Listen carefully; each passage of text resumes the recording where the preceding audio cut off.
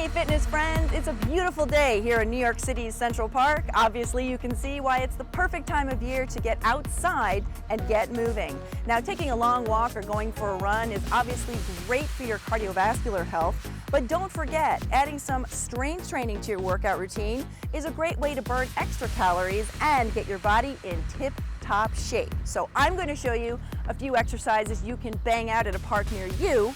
All you need is your body weight and a park bench.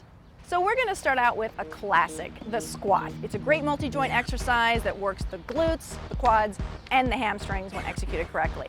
Now here's the thing, you don't really need a bench to do a squat, but since you're out in the park, you can use it as a marker to make sure you're really getting into a seated position and not cheating and just going through the motions. Now you're set up for a proper squat. You want to make sure that your feet are shoulder width apart, your toes should be pointed straight in front of you, keeping a nice neutral spine, and draw in your navel so you're protecting your lower back. And basically all you want to do is you want to sit down and pop right back up again. Again, you don't want to hang out on the bottom, it's just you know that you're getting into a seated position. When you go down and then push up, you're pushing through your heels and really contracting your glutes to get the most out of the exercise. Now you can either keep your hands on your hips as I have them here, you can do a little faster motion if you want to power through your squats, inhaling down, exhaling up, or you can simply put your hands kind of to the crown of your head and execute them that way. Basically, when you get these down, you want to aim for 15 reps.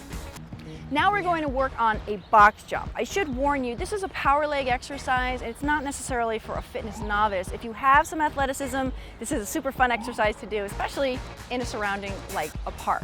Now the key with the box jump is when you do it, you're going to face the bench, of course, and you really want to keep your chest up through the action, and you want to use your arms for propulsion and land softly and then pop up through the hip. I just delayed a little bit. I'm going to show you in real time now. So you always want to land softly and using your arms, pop up, pop back down. I'll show you one more. Keep that chest up as quickly as you can, pop back down. Now, like I said, definitely not for everyone, but you can do a modified version of this to kind of keep the heart rate going. One leg at a time, right then left. So you're going to step up right, step up left, down right, down left. Still keeping your chest up, elevated, and don't forget to breathe through the exercise. So either way, this is a great way to mix up your routine. And basically with a box jump, depending on your fitness level or any fitness level actually, 10 reps should do it. Now we're going to kick your core into high gear, literally. For this exercise, you're going to be seated on the bench. You want your booty scooted pretty much right up to the edge of it. You're going to have a nice flat back, and you're going to use your palms nice and flat for support, kind of bracing those triceps. You're going to hinge back slightly. You're going to draw your knees into your chest, and the movement is you're going to push those legs out and then bring them in again. The key here is you want to keep your navel drawn in nice and tight so that you can continue the exercise.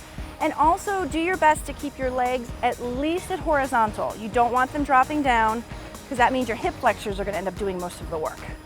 This exercise, you want to aim for about 12 to 15 reps. Now we're going to do one of my favorite exercises, the push-up. This is a great exercise for your chest, for the front of your shoulders, and when it's done correctly, it's a really great core exercise as well. So we're going to go right down onto the bench and get this thing going. Basically, you want to make sure that your hands are underneath your shoulders as you kick your feet back. And the key here is you want to draw in your navel and squeeze your glutes super tight before you lower down, and then you're going to push right back up again. You're going to keep your head in a nice neutral position, inhale down, exhale on the way up. So again, the key here is you want to make sure you keep your navel drawn in and those glutes squeezed super tight through every single rep and protect that lower back. Now basically, depending on your fitness level, you're going to want to aim to do 10 to 20 reps of the push-up. Now for the good old-fashioned dip. This is a wonderful exercise for your triceps. And think about it, when do we really use our triceps in our daily routine? We really do need to give them a little work. So this is a great exercise for that. So the bench is great for it too because it gives us a great support. Again, make sure that the palm of your hand is really nicely on there. And you want to walk your feet out enough that you can do a nice safe bend. And the key here, as you lower your butt to the ground, you don't want to shrug your shoulders. You're going to put extra pressure on your shoulder joint. That's not good. So keep up nice and straight as you dip down and push back up again. You're going to inhale on the way down, exhale on the way up. So again, great exercise. If you want to give yourself an extra challenge, you can walk your feet out a little bit more, maybe straighten out those legs. It's just going to give a little bit more tension into your triceps. Inhaling again, down, exhaling up. And basically, depending on your fitness level, this is another exercise you'll want to do 10 to 20 reps.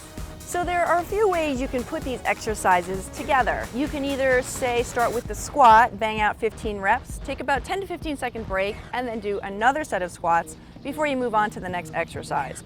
Or another way to do it is to build a circuit. Basically, you would start off with the squat, move directly on to say the box jump, and keep moving down the line of exercises till you've completed all of them, and then take about a minute rest before starting the circuit again. You could try to do that circuit about 2 to 3 times. If you really want to amp things up, instead of taking that minute break between circuits, you can either run a lap around the park, maybe do a sprint, do some jumping jacks in place, or if you have a backpack with you, a very portable workout tool is a jump rope. It can go anywhere. So bring out the jump rope, go to town, and just know that the side effects may include breaking a sweat and a huge endorphin rush.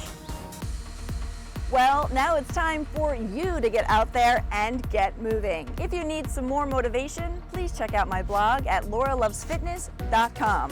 Thank you so much for stopping by, and here's to a great season ahead filled with endless opportunities to have fun, be fit, and feel fabulous.